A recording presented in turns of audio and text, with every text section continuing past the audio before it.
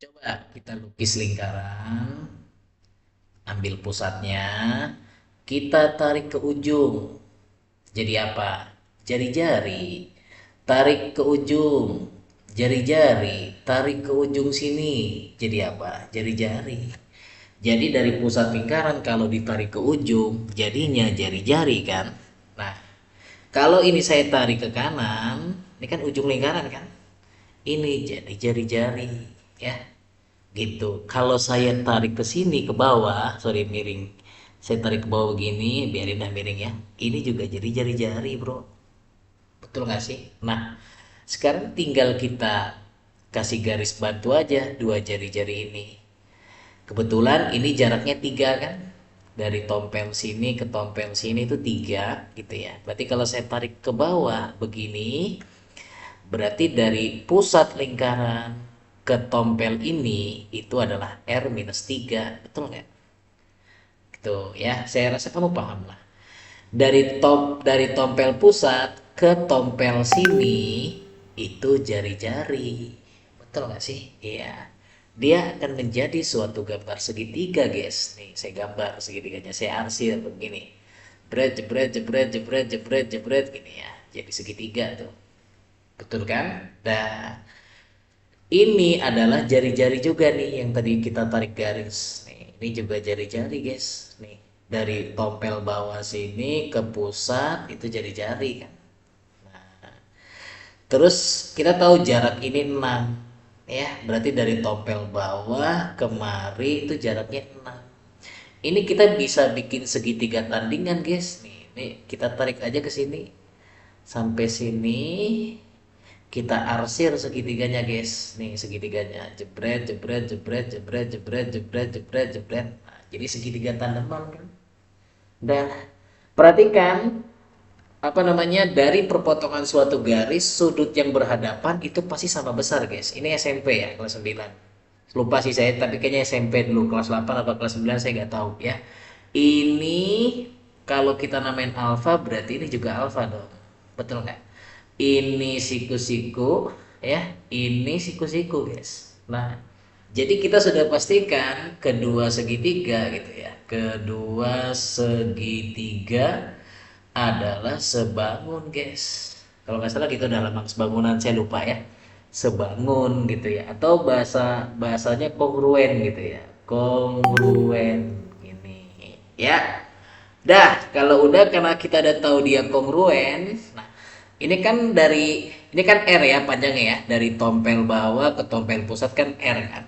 Berarti ini R-6 dong. Dari tompel sini sampai tompel sini R-6 kan.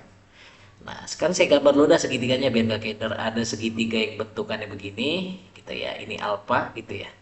Ini siku-siku, ini R-6.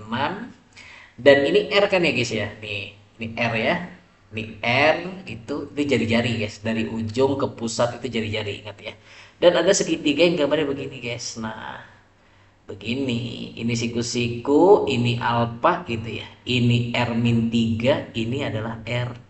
Karena dia kongruen dan sebangun gini ya, syarat segitiga kongruen itu kan dia punya dua sudut yang sama kan, punya dua sudut sama, sama-sama alfa misalkan, atau sama-sama siku-siku, dan dia punya sisi yang sama, ini R, udah pasti dia segitiga yang kongruen.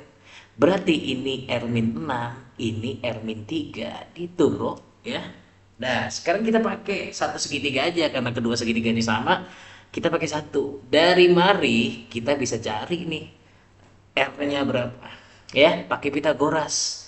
Pitagoras bagi yang lupa nih ya, ini A ini B, hipotenusa atau si miring C, bahwa dibilang A kuadrat plus B kuadrat sama dengan C kuadrat. Ini kan Pitagoras kan ya, di SMP kelas 7 nih kalau nggak salah, kalau tidak salah ya, saya juga lupa nih. Pitagoras begini. Berarti kalau kita masukkan teorema si Pitagoras, berarti ini jadi begini dong persamaannya. Jadi R-3 pangkat 2 ditambah R-6 pangkat 2 sama dengan R kuadrat. Betul nggak sih? Saya anggap kamu udah expert lah memfaktorkan ini ya, menjabarkan kuadrat, persamaan kuadrat. Ini jadi R kuadrat min 6R plus 9 Saya kurungin dulu biar biar enak ya. Ini jadi R kuadrat min 12R plus 36 sama dengan R kuadrat. Oke ya, berarti jadi 2R kuadrat gitu ya. 2R kuadrat min 18R plus 45 sama dengan R kuadrat ya. Coret aja jadi 0.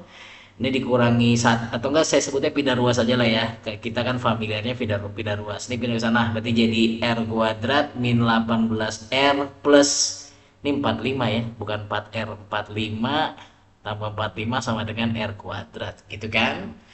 Kalau udah bro ya tinggal difaktor aja nih. Kan udah pindah jadi 0 ya, sorry. Udah pindah jadi 0. Kalau udah difaktor aja nih. Jadi gimana? Jadi R begini, belakangnya 45, tengahnya min 18. Berapa kali berapa yang hasil 45 kalau dijumlah min 18? Kalau menurut saya itu 3 kali 15 gak sih bro ya? Kalau 9 kali 5 nggak kan bisa nyiptain 18 kan? Berarti 3 kali 15 bro. Berarti min 3 dan min 15. Kenapa min sama min pak? Karena tengahnya negatif, belakangnya positif ya. Kamu udah expert lah faktor, saya udah percaya tuh ya. Udah jago banget ya. Nah begitu, berarti R-nya jadi 3, ini R-nya jadi 15 bro. Tapi yang ini nggak usah diuji bro, ini salah. Nggak mungkin R-nya 3 bro. Kalau R-nya 3 berarti segitiga ini jadi lucu nanti. Coba kita cek. 3 dikurang 6, kan R-nya 3 kan? Masa tinggi segitiganya minus 3? Masa alas segitiganya jadi 3 dikurang 3 jadi 0? Mana ada kayak gitu? Nggak ada kan? Nggak ada bro ya. Jadi kita pakai yang R-nya itu si 15 begini. Kalau udah ketemu R-nya 15, berarti kita bisa ngitung nih si coklat gitu ya. Tulis di mari, si coklat gitu ya. Si coklat itu kan sama dengan setengah lingkaran kan. Setengah lingkaran itu berarti setengah dikali pi R kuadrat, setengah dikali pi 15 kuadrat, atau setengah dikali 225 dikali 22/7. Tapi kayaknya kalau di olimpiade nggak usah ditulis 22/7, ditulis pi aja begitu ya, ditulis pi. Berarti jadi 225 per 2 pi jawabannya. Ya kalau misalkan mau ditulis 22/7 terus dihitung juga nggak apa-apa ya. Jadi jawabannya 225 per 2 pi. Itu aja ya. Terima kasih.